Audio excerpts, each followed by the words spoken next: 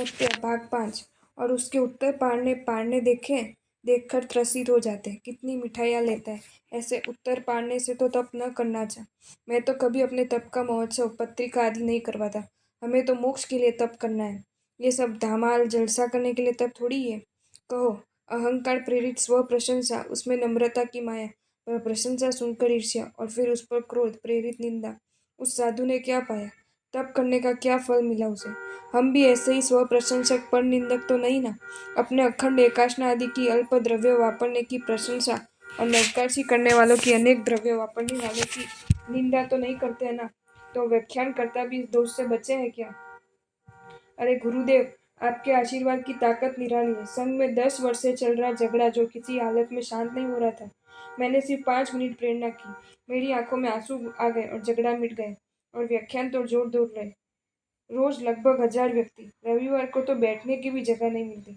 1200 लोगों ने 12 व्रत लिए। गुरुदेव, ये सब आपका ही प्रभाव है।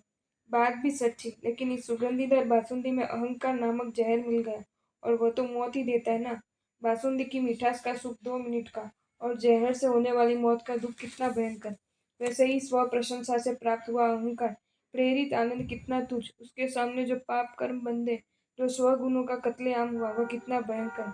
उसमें भी अगर गुरु या दूसरा कोई श्रावक साधु अन्य व्याख्यानकर्ता की प्रशंसा कर दे कि ये संघ तो उस व्याख्यानकार को गुरु मानने लगा है। एक ही चौमासे में 5 मुमुक्षु तैयार हुए। लोग तो उनकी प्रशंसा करते नहीं थकते, और उस स्व प्रशंसक व्याख्यानकर्ता का मुंह उतर जाता है। अपनी स्व प्रशंसा का आनंद रूप मक्खन इस आग में पिघल जाता है। और उस व्याख्यानकार के बारे में मैंने तो कुछ अलग ही सुना है। स्त्रियों के साथ बहुत अधिक परिचय करता है, आधा कर्मी भी वापरता है। 2 दिन ट्रस्टी तो उसके पास भी नहीं जाते। बहुत परेशान हो गए। ट्रस्टियों को सबके सामने ऊंचे नीचे किए। आप अंदर से खोज करो तो सब कुछ दिखेगा। ऐसी सच्ची झूठी निंदा करेगा। ऐसे ही संयमी के रूप में विख्यात बने हुए साधु में भी बनता है। सूर्योदय के बाद का विहार, निर्दोष गोची के लिए दूर दूर जाना, मुंहपति का उपयोग, मैले और सादे कपड़े, वाड़े का बिल्कुल उपयोग नहीं, दूर तक ठंडिल जाना, पूजने और प्रमाजन करने में सतर्कता, ये सब बहुत अच्छा है। लेकिन जो इसका अहंकार रूपी बुखार सिर पर चढ़ जाए, तो वह संयमी भी इस बुखार से स्व प्रशंसा रूपी बड़बोलापन करने लगेगा। मैं तो अंधेरे में विहार कर ही नहीं सकता। बेचारे उन जीवों का क्या होता होगा, वाड़े में कितने कीड़े पड़ते। मेरा तो मन ही नहीं करता। मुझ में जीव करुणा इतनी है कि जीव विराधना की कोई भी प्रवृत्ति मेरे लिए शक्य ही नहीं। उस समय कोई ऐसा कहता भी है कि अमुक साधु की भी कोमल परिणति आदर्श रूप है। वे भी संयम पालन में बहुत ही सतर्क है। और वह मंझधर वाला संयमी बोल उठता है कि क्या कोमल परिणति है उसमें। सूर्यदेव से पहले तो विहार करते हैं, विगयों का उपयोग करते हैं, पढ़ने के लिए पुस्तक चाहिए भी तो आदमी को भेजकर पुस्तकें मंगवाई। ये कोई संयम है? अरे फोन भी करवाते हैं। अगर ये सभी संयमी कहलाते तो जिन शासन मिथ्यात्वियों का ही टोला समझ लो। बात सच्ची हो या झूठी ये महत्व का नहीं, लेकिन इस बात के पीछे मन का भाव सच्चा है या झूठा ये महत्व का है। जिसमें सिर्फ अहंकार माया क्रोध मिला हुआ हो, ऐसी सच्ची बात भी आत्मा को तो नुकसान करने वाली है ना। बात सच्ची लेकिन कषाय तो गलत है ना। अरे अपेक्षा से विचार करें तो झूठी प्रशंसा से सच्ची प्रशंसा में अधिक दोष लगता है, क्योंकि झूठी प्रशंसा में उस प्रशंसक को ख्याल तो है कि मैं झूठ बोल रहा हूँ। इस कारण वो बोलने में कुछ हिचकिचाहट जैसा महसूस करता तो है ही। तीव्रता से दृढ़ता से बोल नहीं सकता। स्वयं उसे अपनी आत्मा कचोटती हुई महसूस होती कि तुम झूठ बोल रहे हो। मतलब उस समय कषाय मात्र उतनी नहीं बढ़ती। लेकिन अगर प्रशंसा सच्ची हो तो दृढ़ता से बोलेगा। इसमें उसे अपनी भूल नहीं लगती। मतलब उसमें कषाय बलवान बनकर ही काम करेगा। वैसे ही प्रतिस्पर्धी में कोई दोष ही न हो, फिर भी उस प्रकार के दोष बता करके उसकी निंदा करने का प्रयत्न करना। उसमें निंदा करने वाले का निंदा करने में मुश्किल ही आती हो। स्वयं उससे ही संकोच होगा। उसे झूठा पड़ने का डर होगा। लेकिन जिससे ईर्ष्या है क्रोध है, वो वास्तव में अकेली स्त्री के साथ बातें करता हो, अधिक मात्रा में मोबाइल फोन करवाता हो, आधा कर्मादि वापरता हो, उस समय हमें उसकी निंदा करने में बहुत आनंद आता है, क्योंकि वह सच्ची निंदा है। यानी उसमें हम उसकी निंदा जमकर करेंगे। शासन हेलना के बहाने से खूब निंदा करते हैं।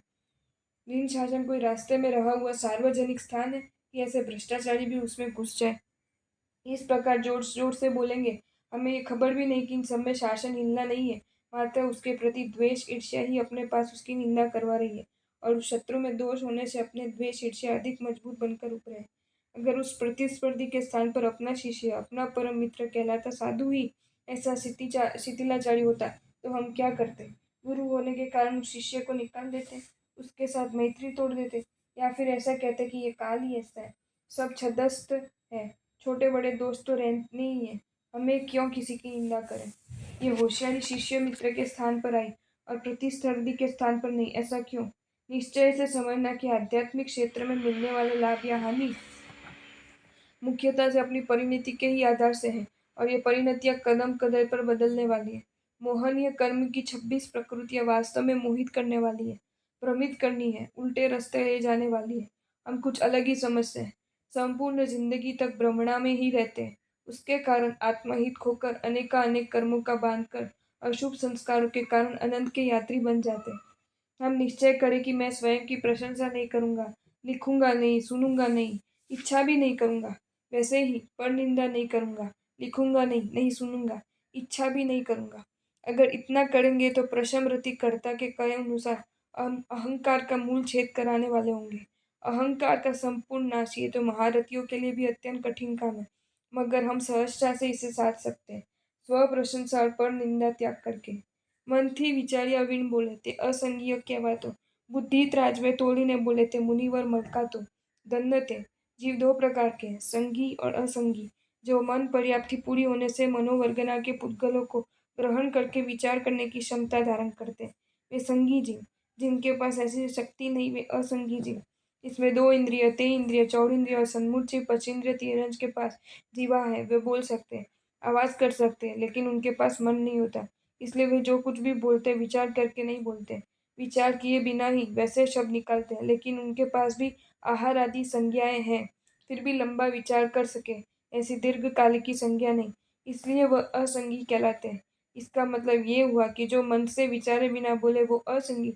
अब अगर जो मुनि भी अपने पास विचार शक्ति होने के बावजूद लंबा विचार किए बिना ही ऐसा वैसा बोल दे, तो उसे असंगी क्यों न कहा जाए।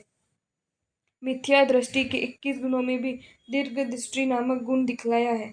उसका अर्थ यह है किया है कि मांडे सभी परिणाम हित, दीर्घदर्शी काज, दीर्घदर्शी आत्मा परिणाम से हित हो, इस प्रकार ही ऐसे ही कार्य का प्रारंभ करता है जिसमें नुकसान हो, ऐसा काम अच्छा दिखे तो भी नहीं करता। अब जो मिथ्यात्वी आत्मा में भी दीर्घदृष्टि नाम का गुण संभवित है, तो उससे भी अनंत गुण ऊंचे संयमी में तो दीर्घदर्शिता होगी ही ना। वह कुछ भी बोले इससे पहले उसके परिणाम का विचार करेगा ही ना। उसे विश्वास है कि मैं जो बोलूंगा उससे नुकसान नहीं होगा, होगा तो भी फायदा ही होगा, बाद में ही वह शब्द बोलेगा। आपको ये वीडियो अच्छा लगा हो तो इसे लाइक करें और शेयर करें, और ऐसे ही नए नए वीडियोज देखने के लिए सब्सक्राइब करें हमारी channel Jain facts and stories को।